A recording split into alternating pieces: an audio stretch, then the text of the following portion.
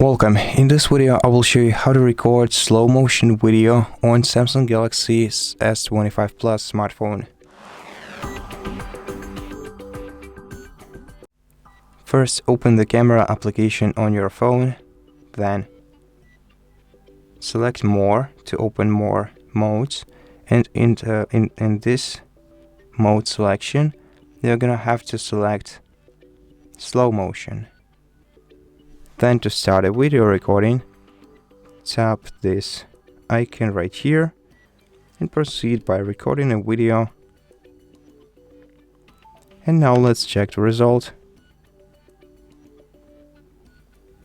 And as you can see, at some points the slow motion effect is applied and we can watch this video in slow motion.